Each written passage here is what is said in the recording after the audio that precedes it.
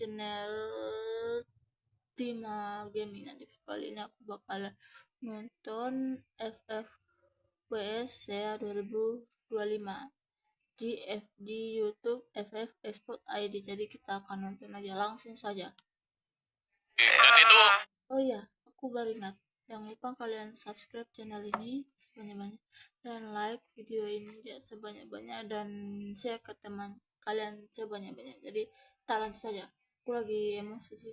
terjadi pada akhirnya kenapa kemarin waktunya Ras main. Nah, apa yang membuat pertimbangan itu? Ras main ganti nih Rap. Apa? Itu kan lebih ke arah mungkin chemistry Ras waktu itu udah dapet ya, yang saya lihat. Bukan karena Irapnya lagi turun. Bukan, mungkin lebih ke arah udah dapet aja chemistry-nya, makanya saya pede si Ras yang main. Oke. Karena sudah pede lah Baby Lee ya. Karena sudah pede. Iya, gitu. chemistry-nya udah dapet gitu.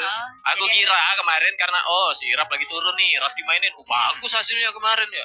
Cukup bagus lah di beberapa momen. Tapi kita ngerasanya Irap turun sih kemarin. Iya, di kita beberapa ngerasanya ini gitu. mah sorry tuh saya Tapi kita ngerasa ngeliat nggak, turun. Alek? Ada di beberapa hari gitu Irap lagi turun performnya. Ya, Ada ya? itu salah satu faktor juga. Nah, Gitu. Tadi korek aja. langsung aja jawab itu tadi. Emang harus dikorek dong. Leadership yang tinggi luar biasa. Jadi mereka benar-benar membuktikan hal tersebut, Bung Surya, gitu Dengan kan. degradasi kan. Meskipun Mas kita kan tadi udah ngebahas banget. Meskipun tapi ngebahas hal tersebut ya. Penasaran juga sih Coach. Kan kita sering bahas cadangan ataupun perombakan roster lah yang di switch itu mempengaruhi strategi permainan gak sih Coach? Tentu aja. Oke. Jadi ketika player cadangan yang biasa nggak main dimainkan itu pakai strategi yang beda. Iya. Kan ada role masing-masing. Misalkan cadangannya apa ya? Di Surabaya waktu itu mereka harus tereliminasi tapi tetap main di final gitu. Kalau nggak salah Attack All Round waktu itu yang nggak main grand final dia eliminasi satu-satunya. Tapi ini penasaran juga ya, tim Thailand ini kita bisa bilang oke, mereka sempat underperform semua tim Thailand bisa dibilang dengan adanya perubahan format turnamen. Tapi bisa dikatakan dengan pembuktiannya kemarin 4 tim Thailand tiba-tiba lolos lebih awal dibandingkan tim-tim yang lain. Satu bukti bahwa mereka punya perkembangan sepesat itu gitu kan. Tapi kalau dari Kajul melihat bagaimana perkembangan tim Thailand, apakah tim Thailand memang punya adaptasi yang sebegitu cepatnya? Adaptasi yang sangat terlihat jelas adalah dari segi rotasi mereka yang berbeda dari season kemarin. Yang mana sekarang kita sering banget ngeliat banyak tim Thailand yang fight ketemu sama-sama Thailand. Biasanya jarang. Kita nggak bilang mereka ada apa-apa ya, tapi mungkin karena mereka udah sering latihan satu sama lain, jadi ngeliat nih rotasi sama tim Thailand kemana, dan mereka biasa menghindari fight Thailand sekuat itu. Iya, kalau kita melihat secara pertama ini kan 4 tim lolos, kita balik lagi bahas 4 tim lolos ini adalah dari sebelum minggu ke-6. Mereka lolos di minggu ke-4, di minggu ke-5 waktu itu lolos mereka di sana, dan di minggu ke-3 tuh sudah ada yang lolos Farao. Kenapa mereka bisa lolos cepat? Karena banyak-banyakan poin formatnya. Iya. Kalau mereka adu banyak-banyakan poin, aku yakin hari ini mereka juara. Oke. Tapi karena kita format champion Ras, Buriram aja poin sudah banyak, Onyx yang tetap juara kok. Benar. Yang kayak gitu. Nah, format champion Ras ini salah satu keuntungan untuk siapapun tim. Ya. Termasuklah kalau kita.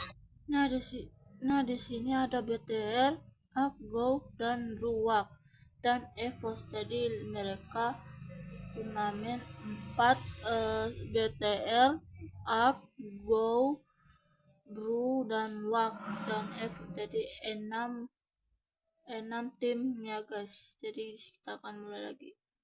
Kemarin itu melihat FFPS-nya Malaysia, kenapa Magna itu bisa juara? Dia tim terakhir tuh masuk Champion Trust dengan 70 poin.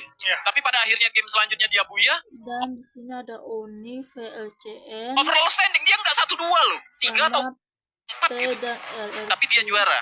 Nah, kalau banyak-banyakan poin, yakin aku Thailand juara hari ini. Jadi mereka punya kemampuan di konsistensinya mereka itu ya. Ya, nah tinggal jawabannya adalah apakah mereka sudah memperbaiki kekurangan mereka di season spring kemarin? Buriram itu kelihatan banget aneh banget mainnya ketika mereka sudah dapat 80 poin. Udah nggak tahu. Take it away. Oke, thank you Baby Liso. Survivors, hari yang dinanti-nantikan match pembuka kita di Grand Final. Ini dia, Alpine. Let's go Survivor! Ini adalah babak Grand Final pembuktian untuk tim Indonesia. Buat para Survivor yang ada di rumah,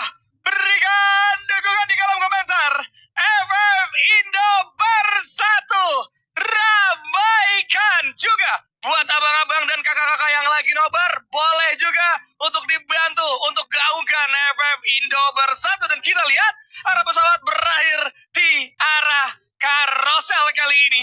Dan sudah ada beberapa tim yang akan mengalami pertemuan on fire. Nampaknya akan berhadapan dengan Koja. Senjata diungguli oleh seorang Koja, namun lihat dari serangan on fire masih bisa decoy, dapat satu kepala, berhasil menumbangkan satu orang Koja. Ya, ya. Lagi-lagi on fire pakai Temptaner sih susah ya bos ya. Gitu kan, tapi dari yang berbeda juga ada Zensuan kali ini yang berhasil ditumbangkan. Oh my god, Twisted Minds diabsen oleh PI Sports kali ini.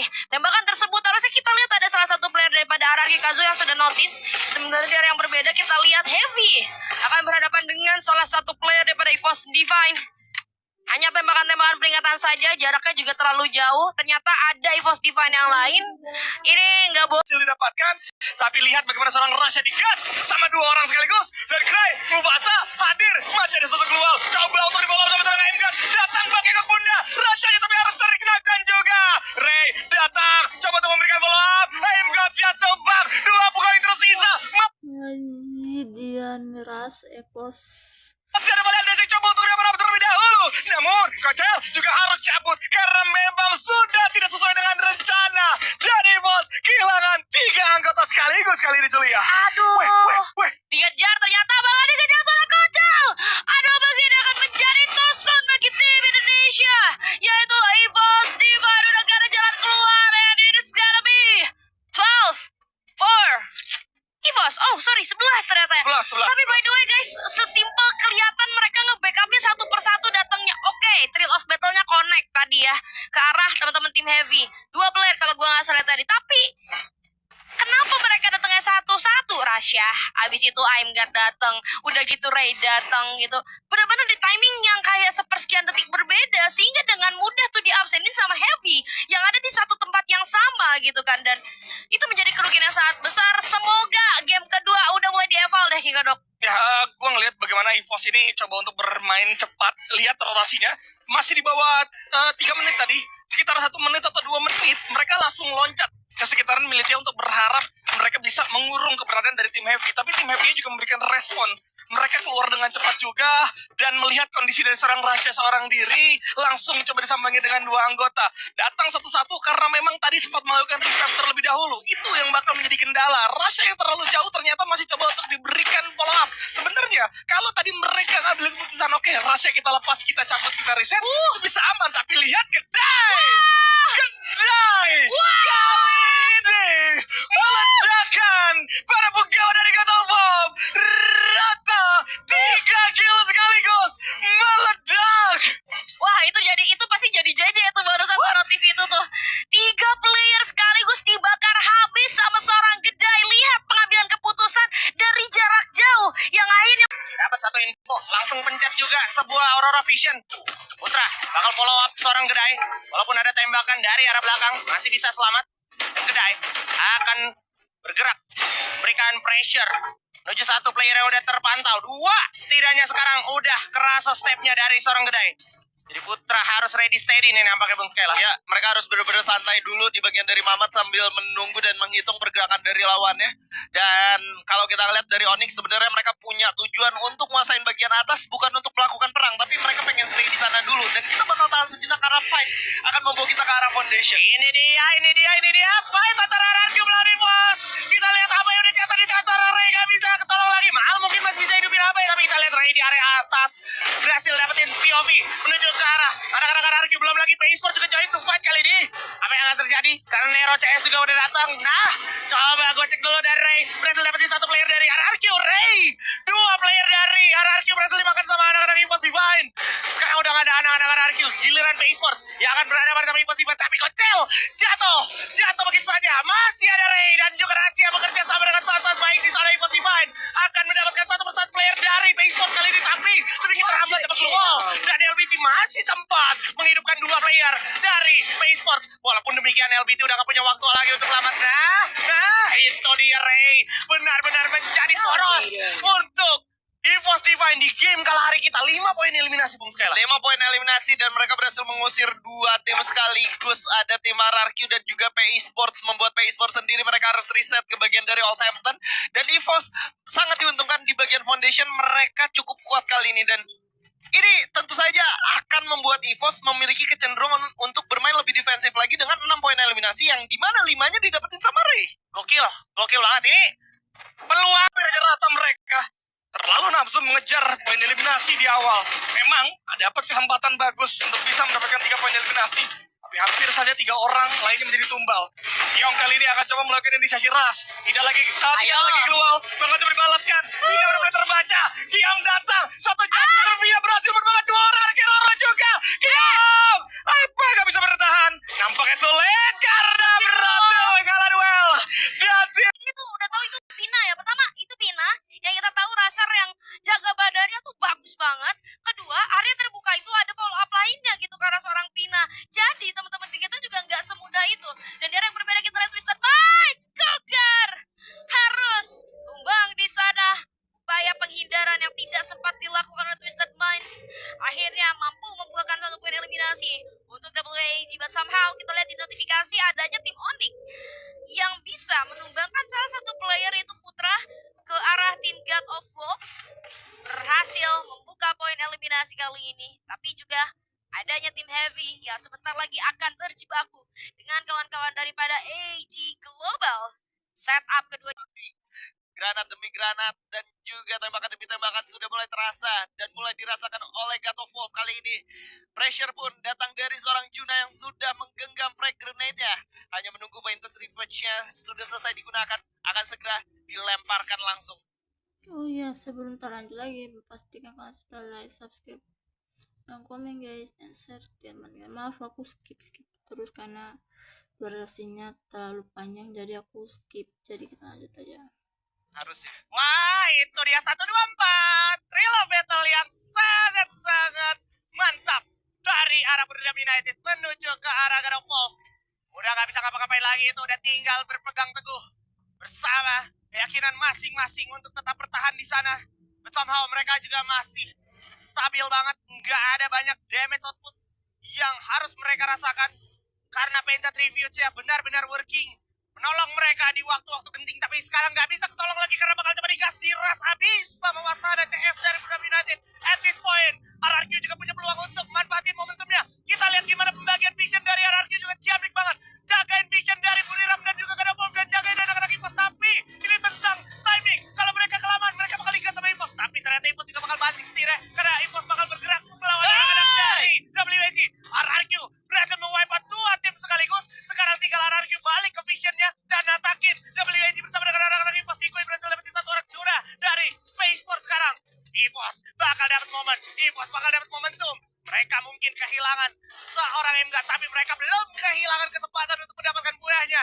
Kita lihat saat ini, Evos harus delay sedikit karena mereka sadar di belakang ada RRQ. Aduh, hilang setengah darah. Bahaya banget. Dan itu adalah hal yang bisa membuat RRQ sedikit terhambat. Belum lagi, sekarang ada WG yang banting kanan menuju ke arah RRQ. Lintar ada menuju ke arah RRQ. Kocel berhasil dapetin 1 orang Nero. Dan sekarang RRQ mau gak mau dipush karena Evos. Skylar lagi-lagi dikirim ke arah RRQ. Semakin tidak menyenangkan posisi dari RRQ. Karena Cyrus juga berhasil dapetin 1 player, 2 player, 3 player. RRQ menyisakan Diraja dan Dir. Kandas di tangan WG. Sisa Evos melawan WG. Evos kehilangan rahasia, jatuh knockdown. Sisa Kocel sama Ray. Mungkinkah mereka bisa menciptakan keajaiban ketika mereka kalah jumlah karena posisinya udah terlanjur dihandle sama Ekor. Please one dapetin Ray. Sudah sulit sekali. Dan ini tentunya menjadi buaya selanjutnya untuk Vietnam. WAG berhasil mendapatkan buaya. WAG mendapatkan buaya dengan hanya 5 poin. Ya, menang dan boya wak. Luar biasa. Eliminasi kalau gua nggak salah, damage yang diberikan sangat-sangat besar, tapi yang mereka dapatkan di late game tidak sebanyak itu poin eliminasinya. Dan yang terpenting adalah dengan mereka bermain sangat pasif, ternyata eliminasi yang menurut gua Ya pada biasa wakilnya timnya. akhirnya menjadi sangat disayangkan. 5 poin eliminasi. EVOS yang berada di posisi kedua dengan 12 poin eliminasi aja, dan juga RRQ yang berada di posisi ketiga dengan 10 poin eliminasi ternyata memiliki poin lebih tinggi dari mereka gitu. Ya, dan itu tentunya menjadi satu pegangan yang positif banget untuk tim Indonesia, terkhususnya RRQ dan juga Evos Divine, karena Evos Divine jatuhnya kan udah buang 2 game. Ya kan? So, by the way, welcome back Baby Lee dan juga Bung Surya. Thank you Haji Sven dan juga Skyla. Lihat like